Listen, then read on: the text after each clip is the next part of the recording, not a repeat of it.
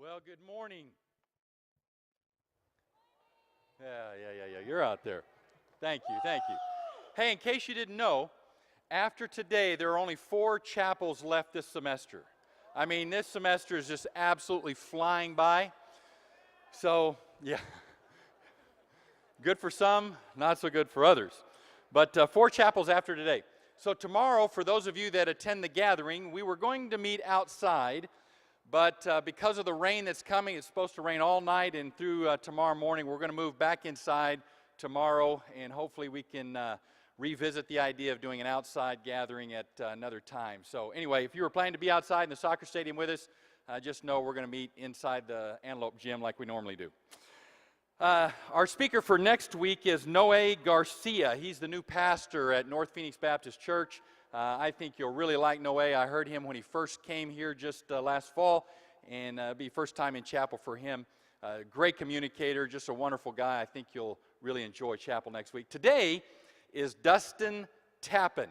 He's one of the staff pastors at Christ Church of the Valley and has been here a number of years. So would you welcome Dustin to the platform today? Hey, thank you very much. I did not realize that GCU was as popular as it was. I mean, I saw around the city, I see the billboards, and I know that it's growing a lot, but I didn't realize that it was growing in my own household. When the other day, I was having a conversation with my son about what he wanted to do in the future. He's 9 years old, and he says, "I want to play football in the NFL, Dad." I said, "Okay, sounds good." He says, "But I want to go to GCU and play football at college." It's like, all right. He's going to be disappointed someday when that arrives. I said, okay, well, what happens if football in the NFL doesn't work out? He says, well, I'll just work at Subway. So you got Subway or you got NFL, but either way, that guy's coming to GCU. That's his plan. That's it. We'll see about that. We'll see about that 10 years from now. So right before our little boy was born, we got 2 kids, got an 11-year-old, got a 9-year-old. But my 9-year-old is just about to be born, and we had to choose a name for him. And so my wife and I were trying to come up with a name that we could agree on, that we both liked, and we were having a really hard time picking a name. So I was at work one afternoon, and a name came to my mind, and I went home, and I just tossed it at her real quick and said, hey, what do you think about, I threw the name, Strias. What do you think about Strias? Kind of made it up in my mind. I think I was watching like Greek battle movies at the time, like 300. It was like, I want it to sound tough. She says, I think that'll work. I was like, great, that's the name. It stuck somehow, and that became the name that we gave him because I wanted him to have a name that was really unique. I want him to have one that, like when he's in PE class and, you know, he's on the line and the PE teacher's calling names and stuff, like he's the only one on that line. That's what I was looking for, was a name that would really stand out. I was looking for a unique name. And before I keep moving into this, I was wondering if there's anybody in here that has a unique name. There's a couple of you, in fact, that have a name. Maybe it's the only one of its kind, or perhaps there just aren't a lot of those out and about. If you have a unique name and you're bold enough, I've got some microphones on both sides of the stage. I'd like you to roll up here like really fast and be brave and run up here and just come tell me your name real fast. Just a couple. Come on up. Yeah, go to the, you can go to this microphone right here on this side. Okay, what do you got? My name's Adeswa. Whoa. If you could spell that, I'll give you $5. I cannot hear that very well at all. Tell me again. Adeswa. Oh, man. Okay, this is going to be hard. Come tell me. Come up here and tell me what it is. Adeswa. Yes. That's an awesome name. Do you Thank you. Just Okay. tell you? Bukanzi. Wakanzi. Bukanzi with the B. Bakanzi. Man, those are cool names. What do you got? Hello, I am the Baron of GCU. Baron. Come Baron, my name is Baron. Okay, but come tell me, though, because I can't hear. Like Baron? Yes. Sweet. I'm so sure. Okay, what do you got? I'm Jadine Lay. Okay, come tell me. Jadine Way. Jadine Lay. Oh my gosh. I'm going to butcher these names. These are awesome. What do you got? Jana Lay.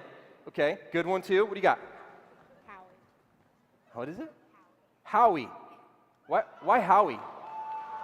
So, my mom really wanted a girl, and it's from Ethiopia, and so she was like, God, I just want my wishing star to come true, and in that language it means Howie, and so her wishing star came true, and she named me Howie. There it is. Cool. Okay, I can't have anybody else, so I'm sorry if you have an amazing name.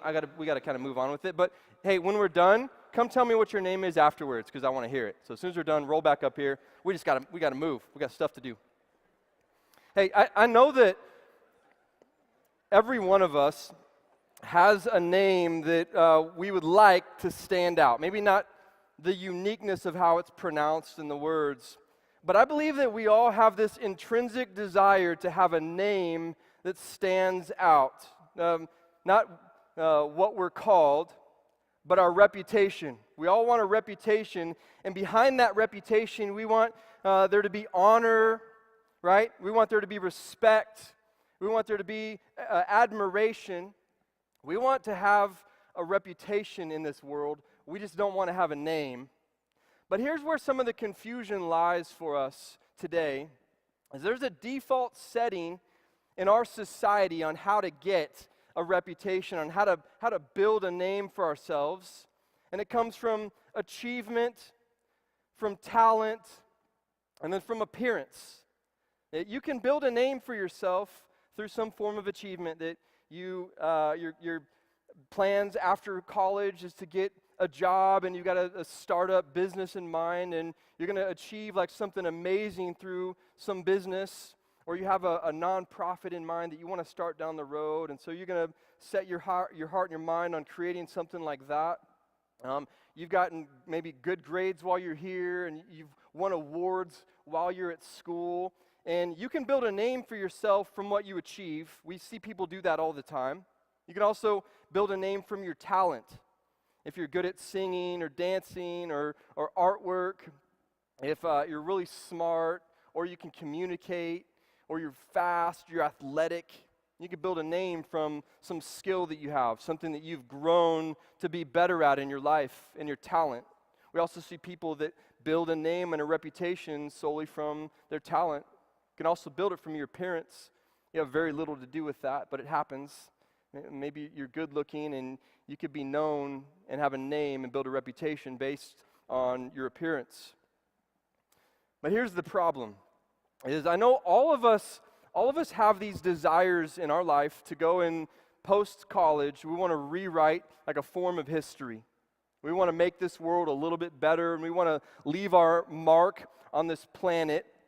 And I actually think that's awesome. I hope that when you get out of here, you're really driven to go and change this world that we have. I hope that you're ambitious and you just have dreams of doing something better beyond what goes on right here. But the problem is, if we are defined by what we achieve, we're defined by our talent or by our appearance, then we build a name in vain. And here's the problem, is that we can do really good things, but if we set out our minds to go and accomplish and do and achieve, and it's all based on how smart we are and what we can do in this world through our sports, then there will come a day when someone will be better at what you've created and what you've dreamt up than you are right now, the dream that you've created. At some point in time, they will surpass your goals. If you've broken records here, someone else will break them. And then down the road, whatever you've aspired to create, eventually, at some point in time, life will just move on past it. And maybe people just won't care. And then, if you've built your name on achievement or talent or appearance, well then what will people think when they hear your name? What will be associated with your name? Well, I want to help you today build a name for yourself. And I know that even as I say those words, and as I was thinking about this message, it doesn't sound right. Like building a name for yourself, especially through the lens of a Christ follower, just doesn't sound like something that you're supposed to do. And so I want you to hang with me, though, and just listen and just follow through with this line of thinking. If you go back Old Testament, you've got King David, and King David was king of Israel, incredibly rich and incredibly powerful. He was a king that did lots in his lifetime. He accomplished so much. You've studied him if you've read any of the Old Testament before, and he really changed the world. But what did David really set his heart towards, and what did he try to accomplish in his lifetime? You know what David was known for? David was known for being a man after God's own heart. David was known for being a man after God's own heart. And there was nothing wrong with what he accomplished. There's nothing wrong with being rich and powerful, but those all became as a byproduct of what his primary ambition was, which was a man after God's own heart. Well, then, after David came his son Solomon, and King Solomon, too, was incredibly rich, richest man, and incredibly powerful after that. But what did Solomon set his heart towards? What did Solomon want to be known for, and what did he want his entire life to be about?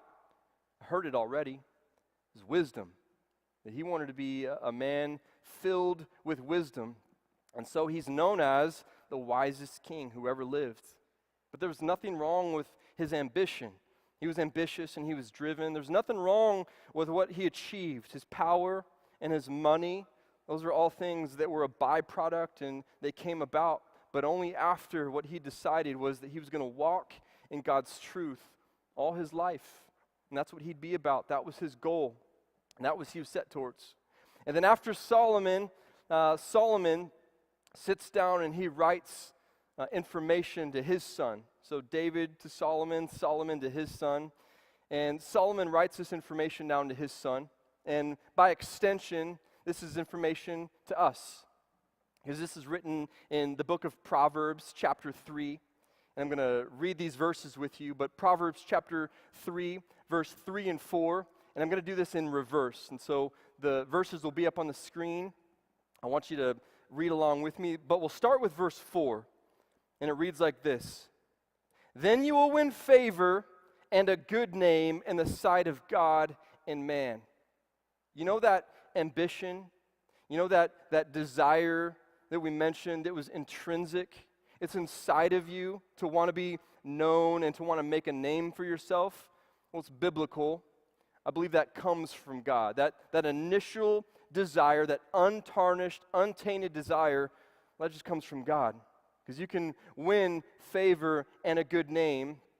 But look back at this verse for a minute because it's so important that you recognize the priorities. In the sight of whom?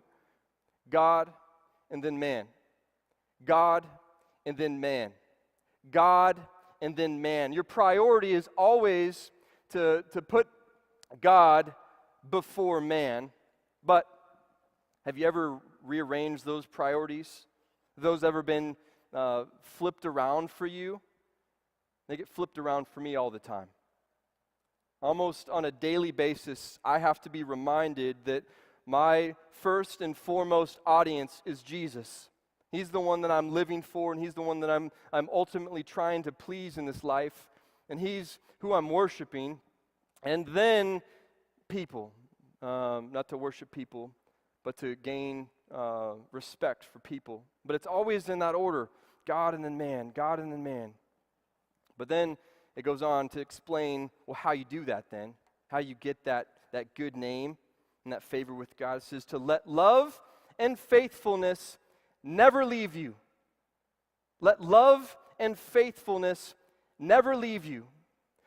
For the Christian, love and faithfulness in what? For the believer and on this side of the cross. Who epitomizes love and faithfulness? It's Jesus. Who personified love and faithfulness? Who defines and gives us the perfect picture of love and faithfulness? Well, it's Jesus. So if we can put Jesus into this line for a moment and let Jesus never leave you.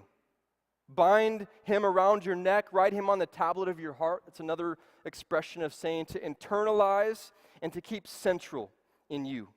To bind and to write on the tablet of your heart is to internalize it and then to keep it central and to make it all and everything for your life. So let Jesus never leave you. Bind him around your neck, write him on the tablet of your heart. Then you will win favor and a good name in the sight of God and man, which sounds easier said than done. I struggle with making Jesus everything in my life. On the basketball court, I can be a jerk. When I drive in, and even driving here, I can be an idiot. With my family and my friends, I can be really selfish. With perfect strangers, I can be rude. But that's not my desire. I'm working on it. My heart's desire is that Jesus is the only thing in my life.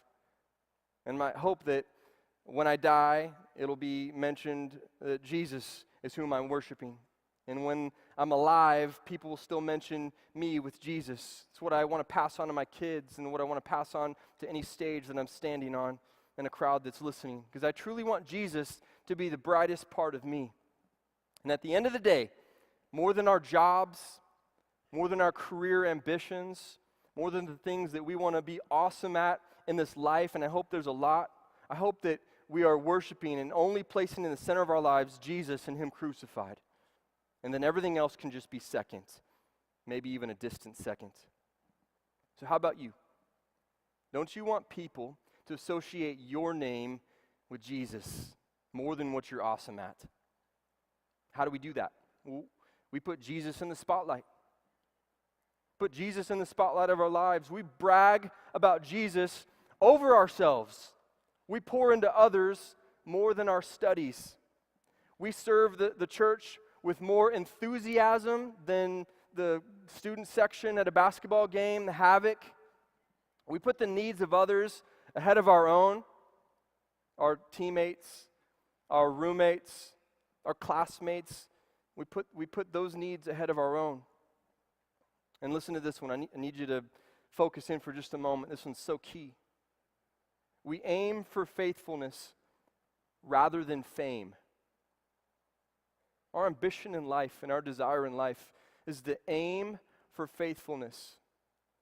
And then fame, if it comes, it comes.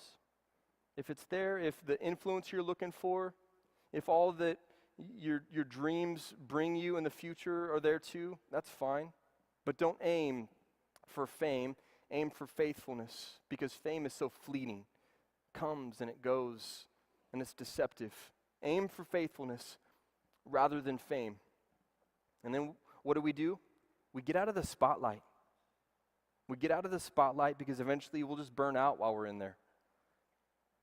Don't you want people to say about you, he always serves. She makes this world a better place.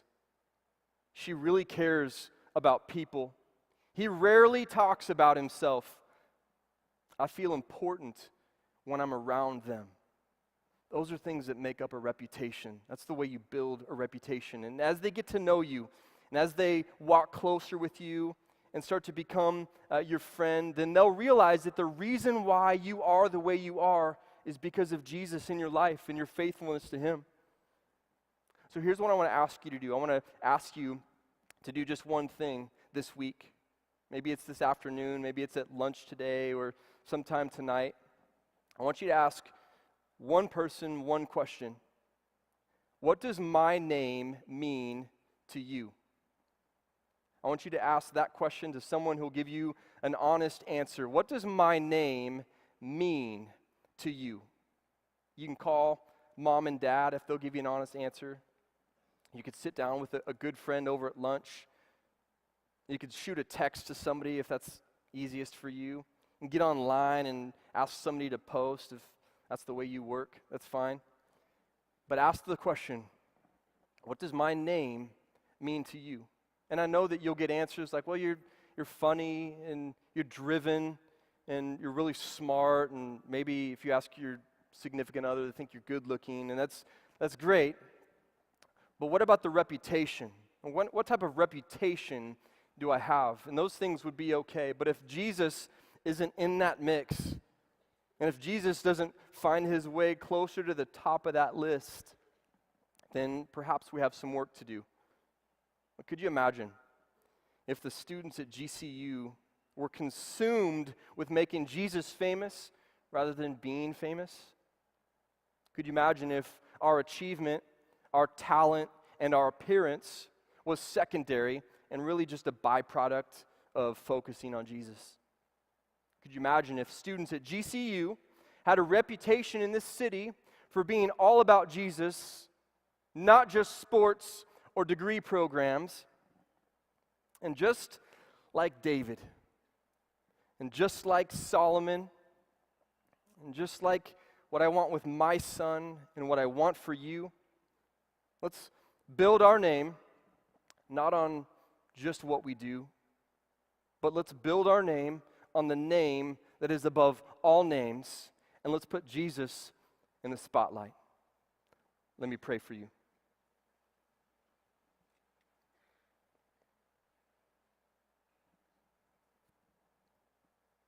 Father, we want you to be our all and our everything, and as I mentioned earlier, it's just easier said than done. And we can come into a room and we can hear a message and we can attempt to try to make you the spotlight of our lives, but it is difficult and there's all kinds of things competing for it. But we want you to know from our heart and from our minds that you are the most important aspect of our life. And we will take steps, small steps sometimes, large steps others, to get closer to you. And I pray that for everybody in this room, for every GCU student who calls themselves a believer, that what they would do is begin right now to make you everything and to put you in the spotlight of their lives. We love you and we thank you. It's in Jesus' name that we pray. Amen. Thank you guys. Have a good day.